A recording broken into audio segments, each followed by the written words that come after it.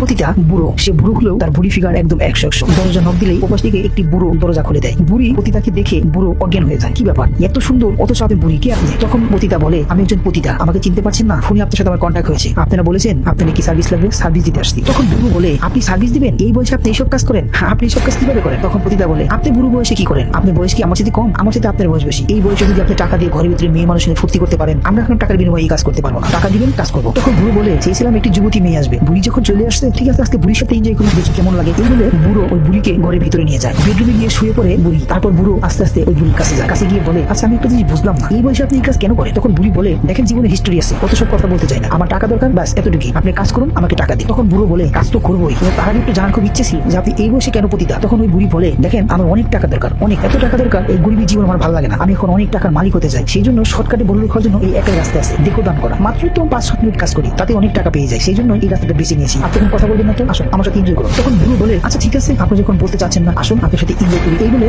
বুড়ো বুড়ির উপরে চলে যায় এবং আস্তে আস্তে তারা রোমান্স শুরু করে। তাদের রোমান্সের স্টাইল দেখে মনে হচ্ছে তারা আসলে বুড়ো বুড়ি না, তারা 17-18 বছর যুবক যুবতী। এভাবে তারা এনজয় করতে থাকে। ড্রয়িং রুমে বসে কথা বলছে লুটন। এনজয় করা শেষ, তার এক বন্ধুকে ফোন দিয়ে বলছে, শোন আমি একটি বুড়ি এনেছি, যা জিনিস একদম কচি মেয়ের মতো, তুই যদি চাস তোর বাসায় পাঠিয়ে দিতে পারি। ওপাশ থেকে বলছে, জিনিসটা যদি ভালো হয় তাহলে আমার বাসায় পাঠিয়ে দে, টাকা পয়সা নিয়ে বাঁচবে না। তখন বুড়ো বলে, আচ্ছা ঠিক আছে তোর বাসায় পাঠাবো। এমন সময় বুড়ো শুভকে ডেকে বলে, শুভ, এই শুভ। শুভ হচ্ছে ওই বাড়ির কাজের ছেলে। তখন শুভ এসে বলে, কি হয়েছে স্যার, ডেকেছেন? তখন বুড়ো বলে, হ্যাঁ শোন, আমার বেডরুমে একটি মহিলা আছে যার সাথে আমি সময় কাটিয়েছি, তুই এক কাজ কর, ওকে এই 5,000 টাকা দিবি আর এই অ্যাড্রেসটা দিবি, দিয়ে বলবি এই বাসায় চলে যেতে বলছে, সেখানে একটি কাস্টমার আছে। তখন শুভ বলে, আচ্ছা ঠিক আছে স্যার। এই বলে শুভ ওখান থেকে চলে যায়। বেডরুমে ঢুকে শুভ টাকা দিচ্ছে ওই পতিতাকে। ওই পতিতা টাকা নেওয়ার আগে বলছে, এত সময় লাগে টাকা নিয়ে আসতে? হঠাৎ করে তাকিয়েই বুড়ির চোখ কপালে উঠে যায় এবং শুভ চোখ কপালে উঠে যায়, কেননা এই বুড়ি হচ্ছে শুভর মা। শুভ যে বাড়ির কাজের লোক, সেই বাড়ির মালিকের সাথে শুভর মা এরকম নষ্টামি করেছে। তখন শুভ বলে, ছি মা ছি, তুমি এটা কি করলে? তুমি কিনা এইসব কাজ করো? আমি তোমার জন্য দিন রাত পরিশ্রম করি, তুমি নাকি অসুস্থ, এই বলে বলে তুমি এইসব নোংরা কাজ করছো আমাকে না জানিয়ে। তখন বুড়ি বলে, দেখ আমি এইসব কাজ করেছি, তুই যখন জেনেই ফেলেছিস তাহলে তোকে লুকিয়ে রেখে লাভ নেই, আমি কেন এইসব কাজ করি শুনবি? তখন শুভ বলে, কেন কেন এইসব কাজ করো? তুমি আমাকে বলো, তোমাকে তো কোনো কিছু অভাব দেয়নি, টাকা পয়সা যখন যেরকম লাগে আমি সবই দিই, তবু তুমি কাজ কেন করো? তখন ওই বুড়ি বলে, শোন তোর ব্লাড ক্যান্সার হয়েছে, ডাক্তার বলেছে তোর অপারেশন করতে হবে, সেখানে টাকা লাগবে প্রায় 5 লাখ। তুই যে টাকা ইনকাম করিস সেই টাকাতে তোর চিকিৎসা হবে না, সেই টাকা জোটানোর জন্য আমি রাস্তাটা বেছে নিয়েছি, আমাকে তুই মাফ করিস। আমি পতিতা, আমি মানুষের দেহ দিয়ে বেড়াই, বিনিময়ে যে টাকা নেই সেই টাকা নিয়ে আমি নিজে চলি না, আমি নিজে খাওয়ার জন্য না, আমি টাকাগুলো জমাচ্ছি শুধু তোর চিকিৎসার জন্য, তুই কিছু মনে করিস না বাবা, তুই কিছু মনে করিস না। এই বলে পতিতা ওখান থেকে চলে যায়। শুভ অবাক হয়ে যায়, আমার মা কিনা আমাকে বাঁচানোর জন্য এই রাস্তায় নেমেছে। প্রিয় ভিউয়ার্স, আমাদের এই গল্পটা সম্পূর্ণই কাল্পনিক, তবু এই গল্প থেকে শিক্ষণীয় বিষয় হলো এটি, এই শুভর মা যে কাজটি করেছে এই কাজটি সম্পূর্ণই খারাপ, কিন্তু কি করবে এই সমাজ, এই দেশ, কেউ দেবে এই শুভর চিকিৎসার জন্য 5 লাখ টাকা? দেবে না। আর মা, সে করতে পারে পতিতা, মা তো মাই, মা কি চায় তার চোখের সামনে তার সন্তানটা মারা যায়? সে কখনো যাবে না। তাই তার সন্তানকে বাঁচানোর জন্য তার শেষ জীবনের যে জিনিসটা সেটাই বিলীন করে দিচ্ছে মানুষের কাছে। আমরা প্রথমত কি ভেবেছিলাম, আমাদের নজরটা ছিল কোন দিকে, কিন্তু গল্পের শেষে সে নজরটা কোন দিকে চলে গেল একটু চিন্তা করে দেখুন। শুধু চোখের দৃষ্টিটা চেঞ্জ করলেই সমাজটা বদলে যাবে। আমাদের এই গল্প দেখে যদি কারো খারাপ লেগে থাকে অবশ্যই আপনারা ক্ষমা দৃষ্টিতে দেখবেন, আর ভালো ভালো গল্প পেতে আমাদের পেজে লাইক করে শেয়ার করে সাথেই থাকুন। ধন্যবাদ সবাইকে।